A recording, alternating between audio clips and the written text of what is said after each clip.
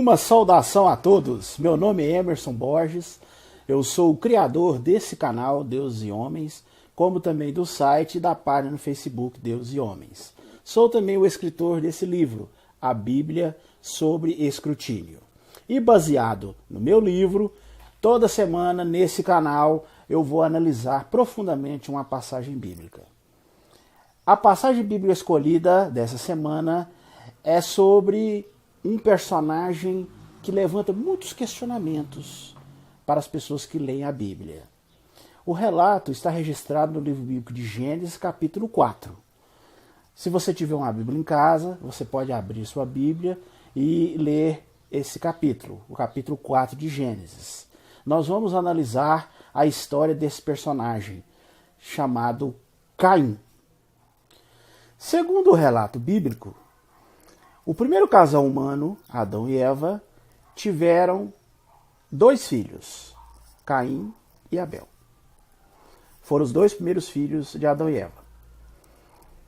Caim se dedicou à lavoura. Ele começou a plantar algumas coisas e Abel se dedicou à domesticação dos animais, se tornou um pastor de ovelhas. Numa certa ocasião, eles resolveram oferecer um sacrifício para o Deus bíblico. E o Deus bíblico, ele se agradou mais do sacrifício de Abel do que do sacrifício de Caim. No registro bíblico, vocês vão observar que não há explicação do porquê, dos motivos que levaram o Deus bíblico a ter mais favorecimento ao sacrifício de Abel do que o de Caim. Mas a questão é que Caim ficou muito chateado com aquilo e começou a desenvolver um certo ciúme do seu irmão. E o Deus bíblico, ele observou isso, ele notou isso e chegou até a conversar com Caim. Segundo o registro bíblico, ele chegou em Caim e falou: olha, Caim, essa mágoa sua, esse ressentimento com o seu irmão, isso aí não vai dar certo não, você vai acabar fazendo algo ruim aí, pode até matar seu irmão. Não fique desenvolvendo esse sentimento ruim no seu coração. Mas Caim não deu muito ouvidos a esse lembrete do Deus bíblico e, um certo dia, fez um convite para o seu irmão. Chamou Abel e falou assim: vamos para o campo, né, vamos passear. E nesse campo lá, Caim acabou assassinando o seu irmão Abel. Aí, diante disso, o Deus bíblico chega para Caim e fala, né? Ô Caim, mas falei para você não fazer isso, e você me vai e mata o seu irmão. Eu te falei que você ia acabar fazendo um negócio desse, e você não me ouve. Agora eu vou ter que te amaldiçoar. Aí o Deus bíblico amaldiçoa Caim, né, vira para ele, fala que ele vai ser maldito, vai ser um errante fugitivo na terra, que tudo que ele plantar na terra, tudo que ele fizer, não vai dar certo, vai ser difícil, e que essa maldição ia acompanhar ele o resto da vida.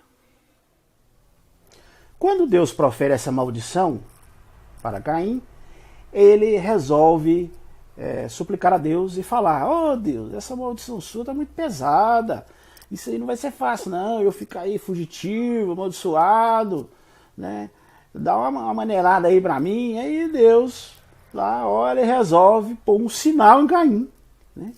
Eu vou colocar um sinal em você, que aí se alguém por acaso tentar fazer um ato de violência contra você, ele vai pensar 2 vezes, ele vai ver que é você e ninguém vai chegar perto de você.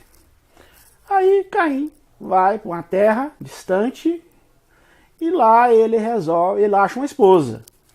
Do nada, ele acha uma mulher, casa, constrói uma cidade, né? E passa-se as gerações, fala dos filhos, dos netos dele. Aí um descendente dele chamado Lameque chega até mesmo a fazer um poema, né, se gabando de ter matado, né, uma pessoa e falando: se Abel vai ser punido, eu tenho que ser punido mais ainda, porque eu matei mesmo e tal. Então, pelo visto, nessa altura do campeonato, Caim já era uma lenda, né, entre as pessoas, e era motivo até das pessoas fazer poemas em homenagem a ele. Agora eu pergunto a vocês vendo esse relato, lendo aí na sua Bíblia, você vê sentido nessa história?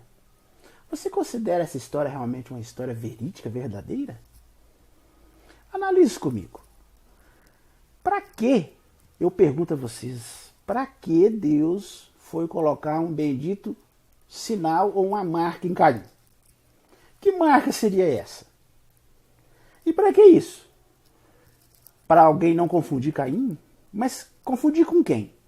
Porque até então tinha Adão e Eva, Abel e Caim. Tinha 4 pessoas no planeta. Quem que ia confundir Caim?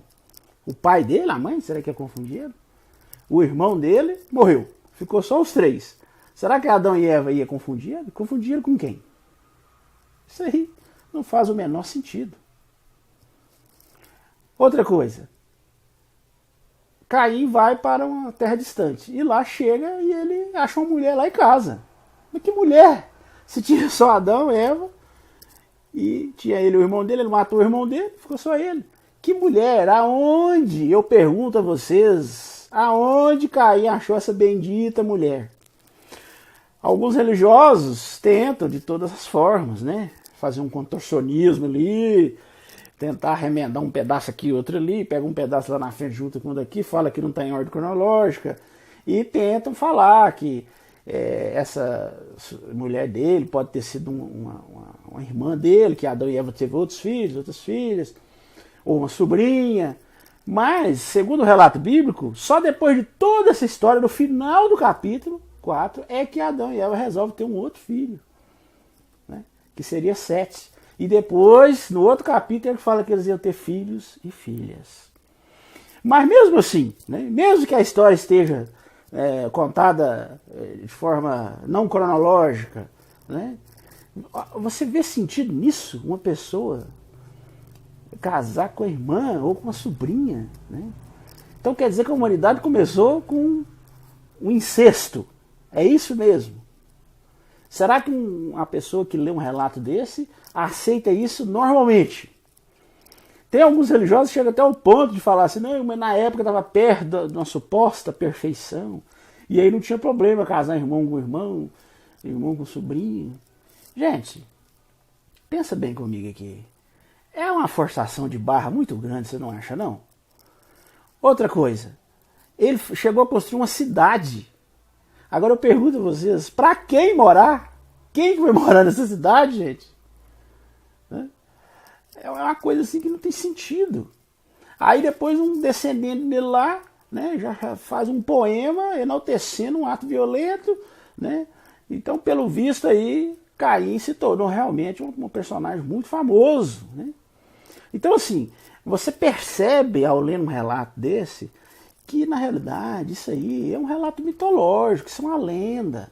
Isso é uma lenda antiga daqueles povos ali, daqueles povos nômades.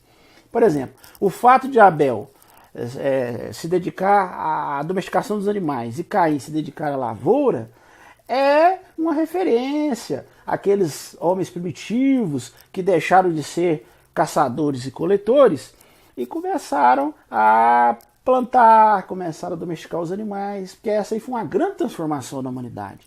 Quando o homem pré-histórico, ele deixa de ser um caçador-coletor, né, e se torna uma pessoa que fica estabilizada em determinado lugar, né. Eles procuraram lugares férteis, normalmente beira de rios, como os rios Nilo, o rio Tigres, o rio Eufrates, né, o rio Indo, né, eram margens férteis, e ali esses homens, que até então, esses homens eles eram nômades, resolveram se estabelecer ali.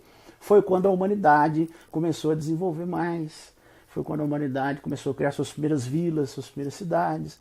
Então, obviamente, naquela época começou a surgir essas lendas, e os judeus criaram sua própria lenda, né? E Abel provavelmente representava aqueles homens primitivos que começaram a se dedicar à domesticação dos animais, e Caim, aqueles homens primitivos que começaram a se dedicar à agricultura. Sobre a questão da marca ou do sinal que Deus supostamente teria colocado em Caim, Alguns religiosos até chegaram a falar comigo sobre esse assunto, tentando justificar, chegaram a falar o seguinte: não, essa marca aí, né, é porque talvez gerações futuras poderiam ameaçar Caim, então Deus resolveu colocar essa marca nele, né, para protegê-lo. Agora veja bem, gente, que desculpa mais sem pé, sem cabeça.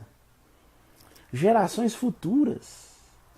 Você acha que Adão e Eva, depois de uma tragédia dessas, se isso realmente fosse uma história verdadeira, você acha que eles iriam contar isso para outras gerações, para os outros filhos, passar isso para frente? Com certeza eles queriam esquecer esse assunto, esquecer essa tragédia. E se por acaso eles chegassem a contar também, essas futuras gerações não teriam envolvimento nenhum com isso, porque não teria nenhum parente envolvido, né? Abel não deixou descendente nenhum, né? Eles seriam descendentes de outros filhos. Eles não viveram essa história, né? O que levaria eles a querer agredir Caim? Então você vê que realmente não tem sentido isso, né? Simplesmente é uma lenda, é mais um mito encontrado nas páginas da Bíblia e que, infelizmente, muitas pessoas consideram como uma história real e vivem as suas vidas baseado nisso, acreditando realmente que é uma história verídica, que realmente aconteceu. Infelizmente, eu inclusive conheço pessoas que defendem assim com unhas e dentes um relato como esse. Infelizmente, a gente vê muito isso. Bem, esse era o tema que iríamos analisar hoje. Se você gostou, dá o seu like aí, estoure esse joinha aí para nós, comente no nosso vídeo, compartilhe com o maior número de pessoas possível, inscreva-se em nosso canal, acione o sininho aí, porque toda semana vai ter um vídeo novo. E se você acionar o sininho, assim que a gente subir o vídeo, você vai receber uma notificação. Se você não assistiu os outros vídeos da série e quiser assistir, eu vou deixar aqui os links na descrição desse vídeo.